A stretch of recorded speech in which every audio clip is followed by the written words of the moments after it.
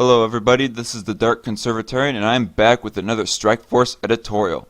It's been a while since I've done one of these, and I've been wanting to do a video on this for a while, and I would have got it released on Thursday, but I got tied up with some other internet battles right then, and now I realize it's a little late to the party since Cavanaugh has already been confirmed to the Supreme Court. But I still wanted to get this done and uploaded since I already did the research and got the screen caps for making this video. So in the news recently, it has been nothing but Kavanaugh, and more Kavanaugh. Originally, I had supported his confirmation over his stances on guns and Obamacare. Roe v. Wade, I am meh on his position because despite what his personal position on abortion is, his legal position seems to be pretty neutral on Roe v. Wade, saying it's an important precedent of the Supreme Court. This translates to me that even if his own stance is against abortion, that he won't rule against Roe v. Wade, kind of like how 2016 Libertarian presidential candidate Austin Peterson said in the debates. Mr. Peterson, when you introduced yourself, you made a point of saying you're pro-life. You would have government ban abortion? The first thing that I would do is to try and find every non-coercive measure that we can to end abortion, and there are options. Ending the federal war on drugs would allow women to purchase birth control over the counter. But would you have laws on abortion? The president has no authority to enact laws on abortion. The Congress writes the law. But we should be morally pro-life. All humans deserve the same right to life, liberty, and the pursuit of happiness, and we should find every opportunity we can to save lives. Which is a position I disagree with, but it's at least a tolerably understandable position for a SCOTUS appointee / judge to take, in my opinion.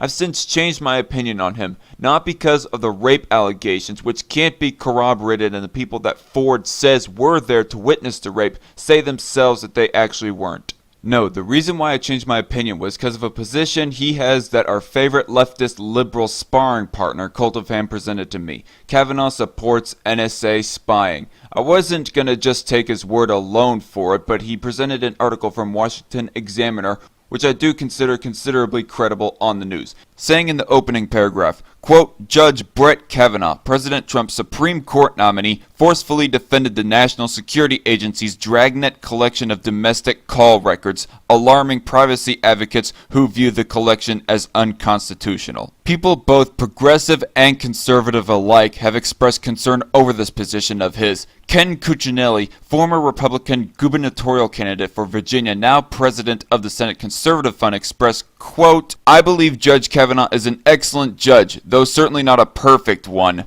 His Fourth Amendment perspective is troubling. He continues on to say, as someone who sued the NSA over their metadata gathering as a violation of the Fourth Amendment, he and I disagree on that point, and I think a lot of liberty-minded folks are going to have that as a major concern. This is coming from a guy who was endorsed for the Virginia governorship by staunch conservative radio pundit Mark Levin, who also has his own disapproval of NSA spying. The NSA gathering all of our phone numbers. Ladies and gentlemen, when the Patriot Act was first voted on, members of Congress didn't even know the NSA was doing that. The NSA did that on its own. And I do not support the NSA gathering up everybody's phone number and looking for patterns and so forth and so on without more. And it's amazing to me how many conservatives are just bought into this. Should the federal government be monitoring all of our travels, everybody's cars, just in case somebody's kidnapping, just in case somebody's running drugs? Can't we expect them to have just a little bit more? The federal government does abuse its power. We're conservatives, don't we believe that? Whether it's the EPA, the Interior Department, and so forth and so on, the so-called Civil Rights Division, of course it abuses its power.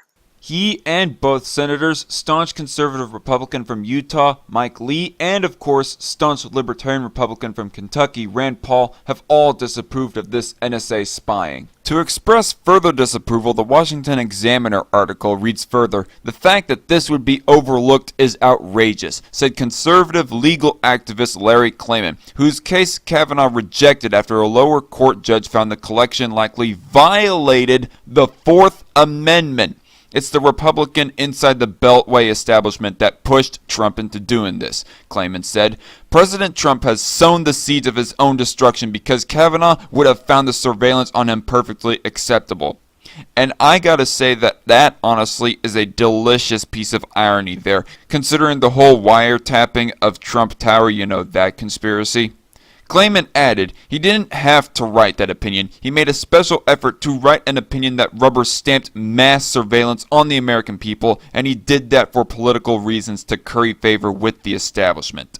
Kavanaugh, of course, defended his own position by voluntarily writing that he believed the collection, which Congress ended as a matter of policy earlier that year, was constitutional. In further defense, Orrin Kerr, a Fourth Amendment scholar at George Washington University, said that the brevity of Kavanaugh's concurrence made it difficult to thoroughly analyze his viewpoints, but that Kavanaugh's view was more national security oriented than privacy oriented, certainly. Kerr said that Kavanaugh's determination that a search did not occur was consistent with Supreme Court precedent, although at least in academic circles that view was controversial.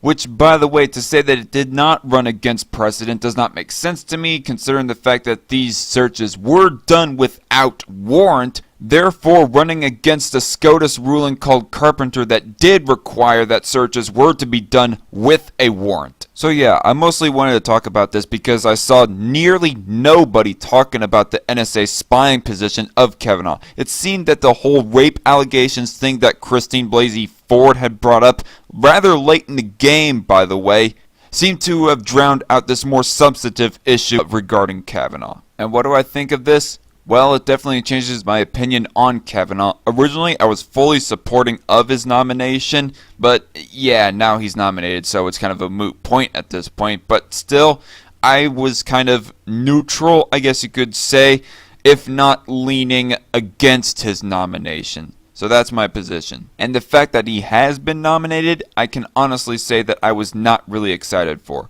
Although somebody could possibly argue that he is just one judge and that all the other judges will actually outnumber his vote and will actually rule against NSA spying. If you want to go off of that logic, well then I guess fine, keep up your support of Brett Kavanaugh, but my point here is not really to completely change a person's mind on their opinion of Brett Kavanaugh, but to just bring this to light for everybody to at least keep this into consideration regarding your opinion on him. That's all I have to say. I'm the Dark Conservatarian. Thank you for watching this video. Signing out. God bless.